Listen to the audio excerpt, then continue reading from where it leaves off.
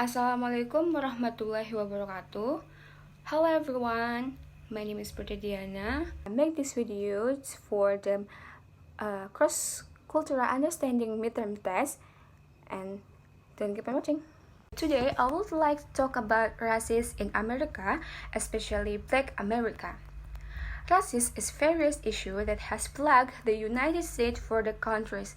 It is believed that one race is superior to another, which can lead to discrimination and violence.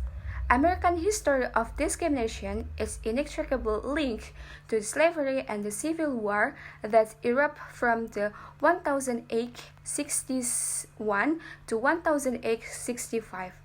The war pits the South against the North, the Union against the Confederacy, between those who rejected slavery and those who refused it. The enslavement of the America is one of the root causes of racism in America. Black people were pushed to America as slaves and forced to work without pay for the centuries. It was this system that created a deep racial divide that continues to this day.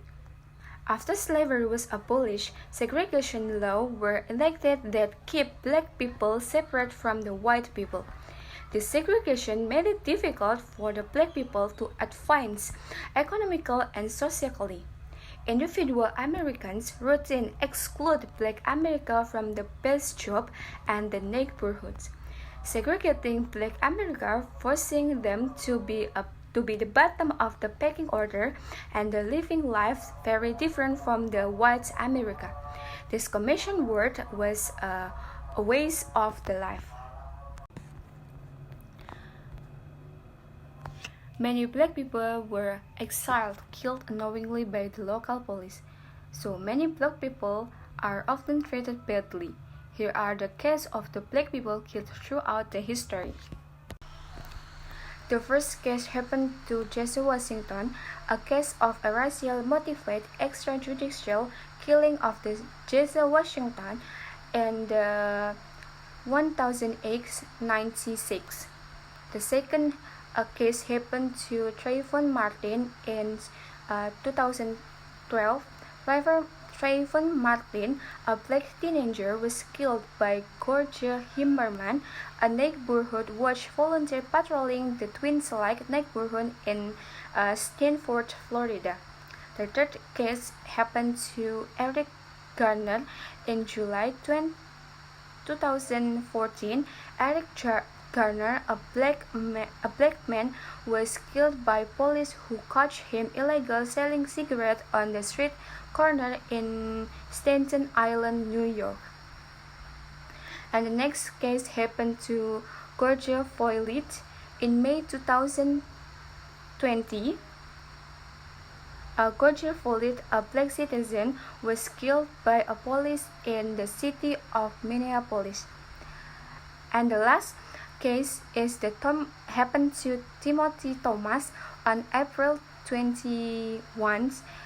Thomas, a 19-year-old black man, was killed by a white police officer in Cincinnati, Ohio. We can conclude the implication of racism in America. The first one is police brutality. Black America are more likely to be stopped by police, arrested, and killed by police officers than white citizens. The second one is mass incarceration. Black men can be killed for jogging. Black women are killed in their sleep.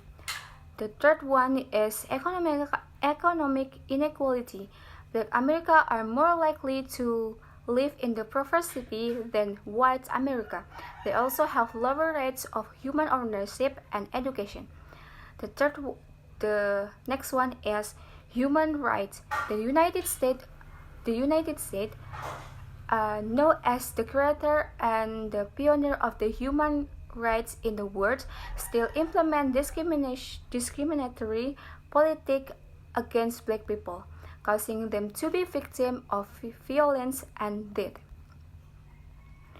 The next is the struggle for the justice. Black people in America face struggle against racial discrimination, such as the fight for the good education, defense job, and the movement for justice.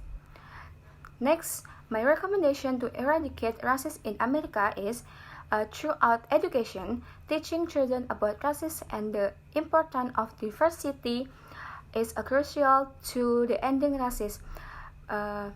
Maybe for the lower cases for the discrimination and the racism in America.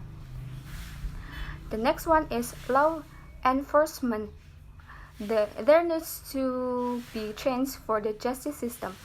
Whatever small, large, or comprehensible, to ensure fair treatment, policing, and judicial process and the prison system need to be rebuilt so that the black people can be treated fairly.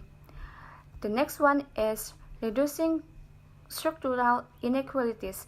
Reducing structural inequalities that arise from the racism and discrimination, such as by changing the police and the police that result in the discrimination, such as education, employment, and human rights. The next is reducing economic inequality. Reducing economic equality that result in discrimination, such as by reducing inequality in education, employment, and human rights. The next is reducing cultural inequality. Reducing cultural inequality that lead to discrimination, such as by reducing inequality in education, employment, and human rights. Next is reducing environmental inequality. Reducing environmental inequality that lead to discrimination such as by reducing inequality in education, employment, and human rights. Black racism and discrimination in America is a problem that didn't just happen during colonial times, but still persists today. To solve this problem, we need to build a positive mindset and reduce the inequalities that lead to discrimination. We can also need to listen to the voice of the people who has experienced racism in every day and help them when they are affected. In addition, we also need to support human rights organizations and stand up for the people who are arrangement. Reducing inequality in education, employment, and human rights is also essential to addressing black racism and discrimination in America. So, as the young generation, we must respect each other regardless of the different types of ethnicity, skin, and race. This case of discrimination and racism will continue if the government officials do not take firm action on this human rights issue. I think that's all for me. Wassalamualaikum warahmatullahi wabarakatuh. Thank you.